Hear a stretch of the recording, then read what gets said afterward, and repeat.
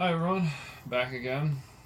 I'm back at my home base here, so I'm able to, well, I have more time, so I'm putting on another video here, just another update.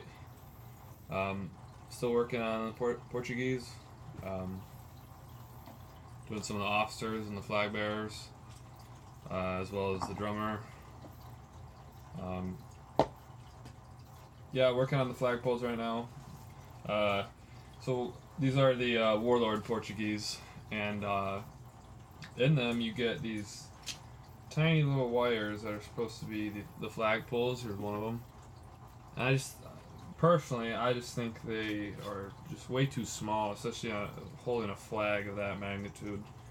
So what I use is from the hobby store. There's metal, well, it's just called metal shapes, but they're these little brass rods. So I trim those a shape, and then well, that's what I use. What they also include are it's probably an official name for them, but the ropes that swing down. They got it's kind of a pointy tip to it as well, and they don't fit around my pole. So what I do is I just trim them to shape, clear cut them, and then it won't show up probably, but yeah. So this is finished. It's a little thick. Some people might think it's a little wide around, but I think when it's based up in a unit, I think it looks pretty good rather than just that paper clip thin wire they include. Here's one that's done, so I don't think it looks too large or anything, especially on those grand flags. And when you when you put them with PVA and you shape them like as if the wind is taking them, I think they look pretty magnificent. With a big flagpole. So yeah, so what I found is I get very bored just doing the line troops, and I think it almost gives me motivation to finish the rest of them when I do the command stand. It's nice to just kind of break it up, and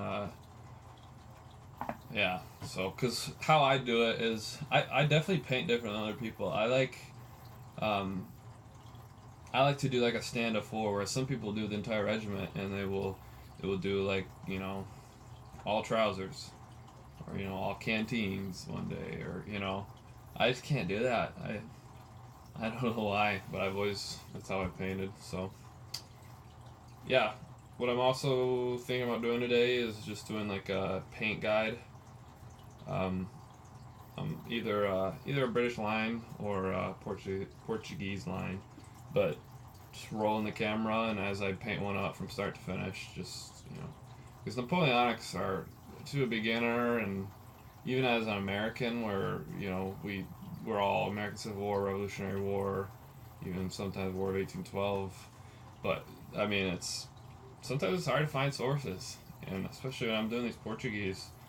You can go off the box, and you can go on, I go on Pinterest and obviously Google and a few books, but sometimes it's not very easy. And not that I'm any uniform expert by any means, but I think it'd be nice to just throw out a video and help the new people, because sometimes that's why they are drawn into Napoleonics, is how bright and extravagant the uniforms are. So, but they're complicated.